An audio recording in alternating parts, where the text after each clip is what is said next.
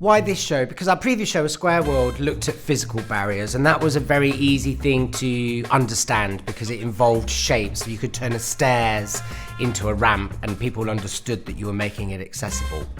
With this show, what we're finding is that actually within our society there are lots of barriers, there are lots of things that are preventing people from taking part, but they come down to people's attitudes or the unspoken rules that we have as a society.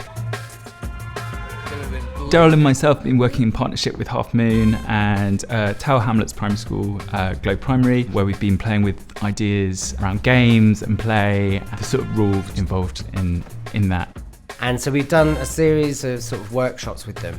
And we went in trying to understand what rules do they live by already at the age of 5, and exploring their ideas or thoughts around what it means if you break the rules.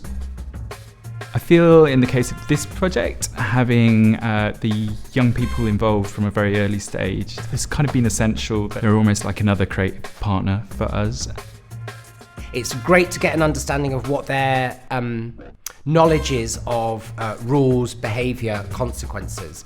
And through working with them, we've been able to sort of create some mini stories and realise that the most fundamental rules that this age range particularly sort of cling on to and get very easily is the rule of yes and the rule of no. And in a way, that's the essence of rules. It's either a yes or a no.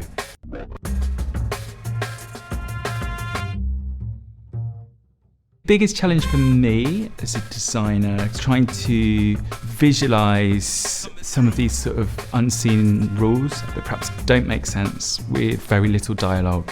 That's something to be explored further.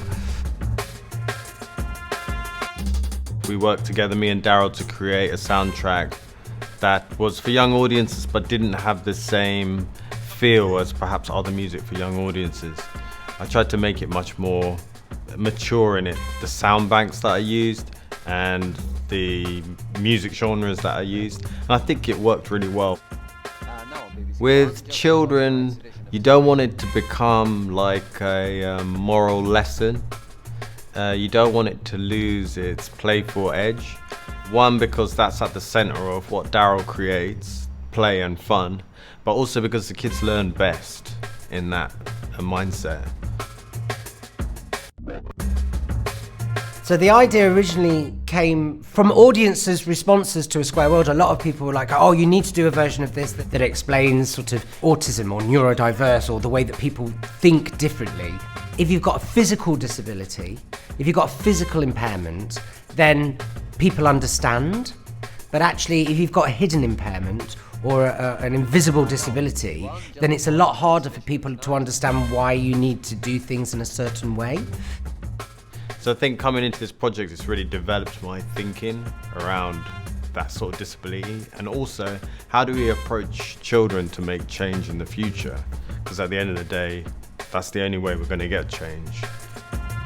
They've been bleeding. There should be more people with disability working within the arts, not just because the audience gets to see it, but we have the privilege to work with those people, to see things from a different angle, and to see it in the vehicle of art really creates a different mindset, develops my thinking on what it means to be disabled, what it means to create work about disabled issues, because it's about my learning as well as an audience's learning. The reason we're doing this now is because our society, our playgrounds, our schools are becoming much more integrated. And they can be integrated, but that doesn't mean they're inclusive.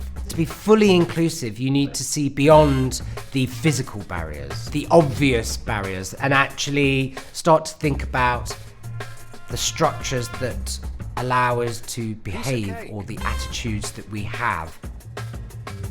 We get the ramps and the braille and all of that, and actually we need to start moving on now and understanding a bit more of the nuances of people's behaviour.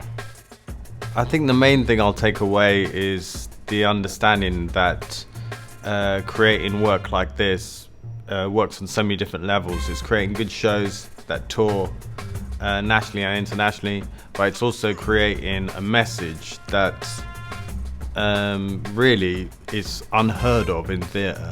people aren't talking about invisible disability and access needs for all people, and Daryl is doing that in this production.